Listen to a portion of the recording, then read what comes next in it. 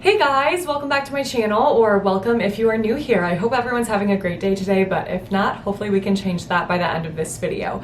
For today's video, I feel like I'm kind of taking it back to 2012 YouTube because yes, we're technically doing a makeup tutorial, but I would say more than that, this is really just me showing you guys all of my beauty secrets and my hacks for getting my everyday kind of natural, soft glam, bronzy, yummy, delicious, warm, makeup look. So if you're curious to see exactly what I use and how I use those products in order to achieve this kind of look that I wear literally almost every single time I apply makeup, then you have come to the right spot. We are going to jump right into that. Before we do, please don't forget to give this video a thumbs up, subscribe to my channel if you haven't already, click on that notification bell, and drop a comment below with a video request, anything that you would like to see from me next. Thanks so much for doing all of those things. It really does help to support me with the YouTube algorithm. And if you need anything from me at all, like Lightroom preset filters for editing your Instagram photos, merch, discount codes, links, Instagram handle, TikTok handle, anything like that, all of that, as always, is listed in my description box below.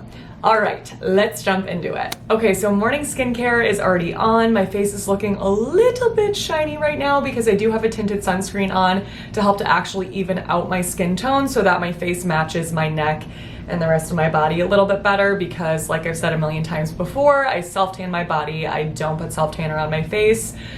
You can imagine the contrast. So I am wearing Ulta MD UV Elements. I really love this sunscreen. Great one for balancing out the skin tone. But if you guys would like to see an updated morning skincare routine, let me know in the comments below. I can definitely do that. I was thinking about adding it to this video, making it a true Vogue style get ready with me, but you guys know me, I know myself, I talk a lot, I really like to get into details, and I think this video would have been 45 minutes long if I did that, so we'll save that for another video if you guys are interested. Okay, for complexion, we're gonna go in with a product that I've definitely shared before, and this is something I have not been able to stop reaching for over the past several months. It's the L'Oreal Age Perfect Radiant Serum Foundation with Sunscreen, and it is absolutely beautiful. So lightweight, it gives you a really nice natural radiant finish, and you get medium coverage at first, but you can build it up if you would like it to be more medium to full. Oh, it's just so good, and drugstore, come on. All right, serum foundation on. I absolutely love it. I think it's so beautiful, and I would say in general, I have really been loving serum foundations lately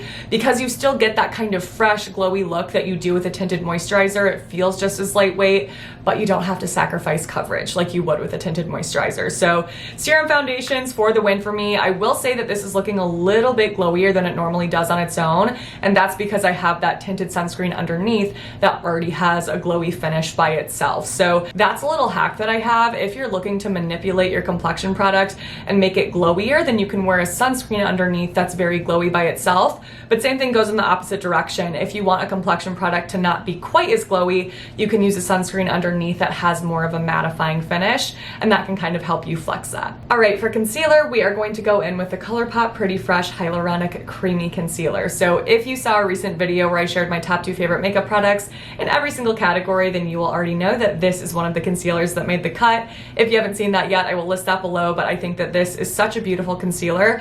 It's kind of similar vibes to what I was saying with the serum foundation, where you get that fresh look, but you don't have to sacrifice coverage. So what I have been doing for concealer lately is applying it just towards the inner corner and then the outer corner right here, and then I will also apply some concealer on my lid. That's something that I feel like a lot of people skip, but I think it makes a really big difference in just the overall brightness of your eyes, because if you have a really bright under eye, not that this is a crazy bright color, but if you have an under eye area, what if the area under your eyes is brightened a little bit with concealer, but the top of your lid doesn't have that same tone to it, then I think that that can look a little bit mismatched, and then emphasize the fact that your under eye area is not necessarily kind of balanced with the rest of your face. So tip that I have. And it may seem like I am applying a lot of concealer here, but that's because I go in with a damp beauty sponge after, and that absorbs a lot of product. Okay, now we are ready to apply setting powder. I always have to powder my face because I do lean oily, so if I were to just let this go, by the end of the day I would look so greasy. So not an option in that sense, but also I do feel that a little bit of powder is necessary in order for the rest of the products that I use to blend beautifully. It just makes a really big difference. If I were to take bronzer on top of this, it would be a lot more difficult to blend out because it's going to cling to the wetness of the product, if that makes sense. So you can of course skip this step if you're super dry, but I feel like just even the tiniest bit of powder can really enhance the rest of your makeup application. So for powder, we're gonna go in with a newer powder from Bare Minerals. It's called their Original Mineral Veil, but it is pressed and I have been loving this. It's such a gorgeous powder, not too dry, but sets everything in place perfectly. And what I have been doing for powder lately is just going in with a light hand on my full face with a really large fluffy brush first. And then on any areas that I tend to get oily throughout the day, I will take a tapered brush like this and press that powder into my skin. So like here, around the nose, cheek area, chin, and bridge of the nose to forehead. I do go in with an even smaller tapered brush underneath my eyes. And this is essential for me as well, because if I don't powder under my eyes, my concealer will settle and crease. No. Okay, so we're definitely looking quite a bit flatter and drier than we were without the powder, but once I give this a good 20-ish minutes to kind of settle into the skin, everything comes to life and looks fresh again.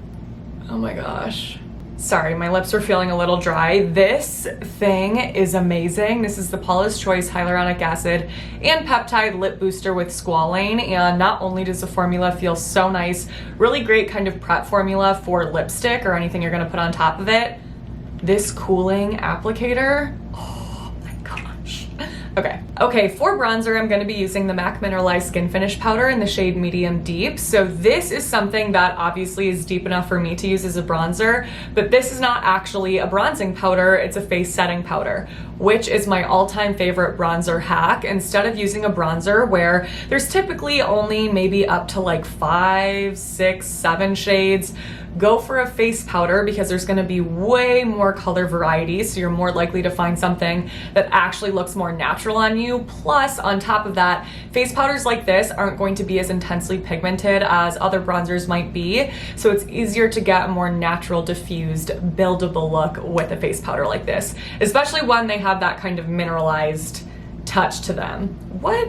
When it's a mineralized powder, sure. This is also not typically a bronzer brush, but I love really large duo fiber brushes like this for bronzer because it's going to cover such a large area on your face and not concentrate the product too much in one small area, which is going to make it look darker and harsher. So I love using brushes like this for bronzer. And then for application, I actually will apply the bronzer basically all over my cheek area. So it's kind of like blush and contour placement. I just find that that warms up the face in, again, the most natural way possible without it looking like a harsh contour. And then I do bring that up to my temple and the top of my forehead. So we did do some initial blending with this brush, but because it has so much product on it, what I like to do after for the final blend, which I obviously still need, is use the brush that I used to apply face powder, because this does not have any bronzer on it, has a little bit of that face powder left over, so that will kind of allow the product to mesh together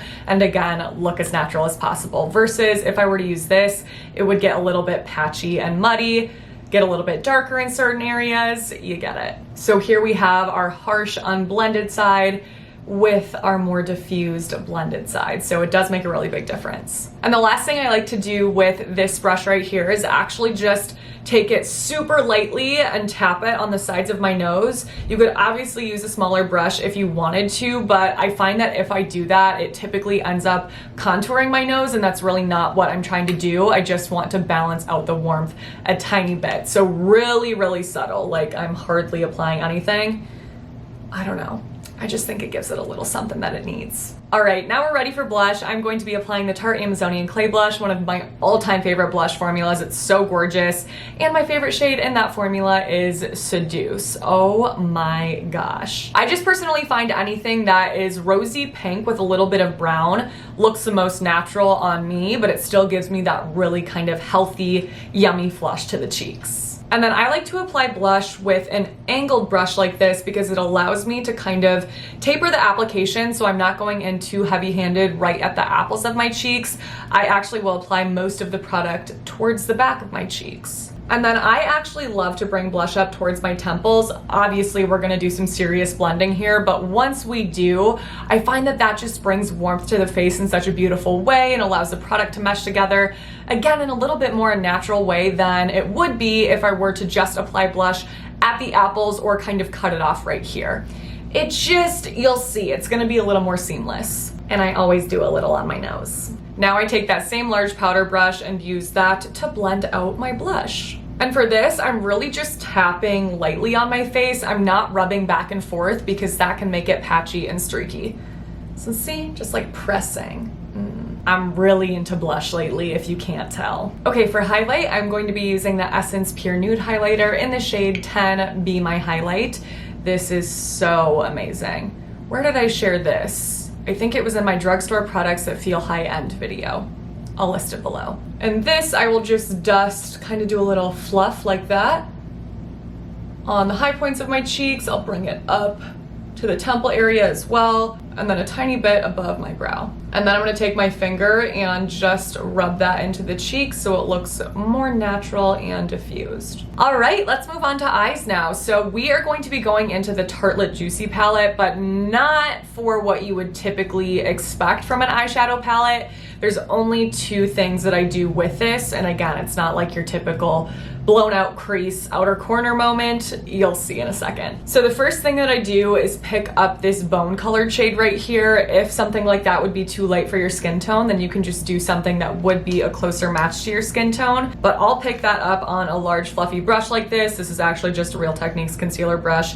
Anything works, and I apply this all over my lid up to my brow bone. The intent is not to make this look really bright and white, but why I like to do this is that it adds a little bit of brightness and it adds a really nice base for the shadow that I'm gonna put on top of it as a liner. If I don't do this, then my liner will get messy everywhere. It'll smudge, it'll kind of go into the crease area. I'm telling you guys, this is such a foolproof way to get any eyeshadow that you use as eyeliner to last all day long without moving. So you can see the difference here. It's just a little bit brighter. Like I said, I'm not trying to make this look white. All right, now we are ready for eyeliner. So I have been taking, honestly, not the same colors every time. Typically a combination of a few of the matte brown shades in this to create my eyeliner and my wing. So today I'm thinking that I will actually just use this one right here.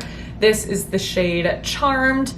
Any matte brown shade will work. You could also go in with something lighter like that, something darker like one of these, whatever you're in the mood for. So for this step, I always go in with a very skinny angled eyeliner brush like this. The skinnier the better, honestly, because that's going to allow you to create just a thinner wing that's not too thick and intense, but it'll also allow you to get closer to the lash line towards the inner corner right here. So I'm just going to apply this in the same way that I would any other eyeliner. Now we're ready for the wing. So I stop the line right at the outer corner of my eye, and I'm going to bring this up towards the tail end of my brow. So start off with just a line like that, and then we will fill that in a tiny bit here towards the base of that line. And there we have the wing. It obviously does take a little bit of practice. It wasn't that easy the first time that I did it, but I just think there's something so beautiful and kind of flirty and flattering about a winged liner. It really helps to lift the eye in such a feminine way. I can't live without a wing. I don't know the last time I wore eyeliner that wasn't winged. I mean, maybe like 5 years ago. I don't do it. All right, liner is done. I just love the way that this looks, especially once we have mascara on. You'll see how it's kind of all brought together, but not only do I just love the wing, I think that the shadow makes it look so much less harsh than a dark kind of jet black liner. You could obviously use a black shadow if you would like to. I do think that that looks more natural than a liquid or gel black liner, but still, something about this brown, I think just, it makes it a little bit less intense, a little bit more everyday. All right, lashes are done. I do already have an entire video talking through my very specific steps that I take to apply mascara and all of my mascara hacks. So I'm gonna list that below and not spend time talking about it in this video because I already did that and it took me an entire video, but I will tell you quickly the mascaras that I used, which are the mascaras that I will probably use for the rest of my life. Maybelline Lash Sensational and L'Oreal Voluminous Lash Paradise.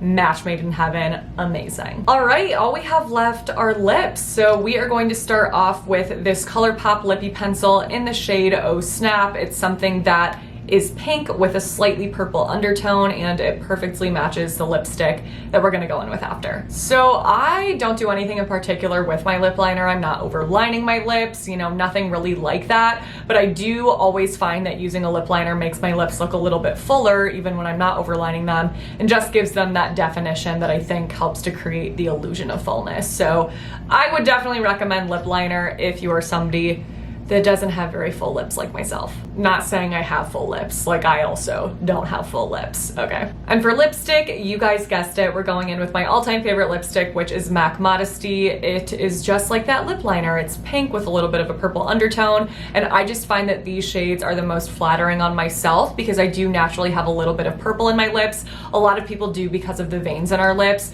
and that is something that's going to look a lot more natural than, let's say, a coral with orangey tones to it, because I don't have any orange in my lips, if that makes sense. Ugh, it's just the best shade ever. Little hack though, if you feel like your lips are looking a little bit too intense, is to just rub your finger over it to remove some of that pigment.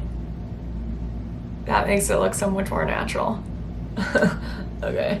There we go, and final step is going to be a lip oil. I pretty much always apply some sort of gloss or oil, but lately I've been so obsessed with lip oils. They just have this juice to them that no gloss does. I can't explain it. So this is the Clarins Comfort Lip Comfort Oil, excuse me, in the shade 02 Raspberry. I wouldn't say that this adds a ton of color, but just a tiny bit. Oh my gosh, it's just so good. Ugh, I can't handle it. I'm telling you, something about this lip oil makes any lipstick that I wear look even more natural.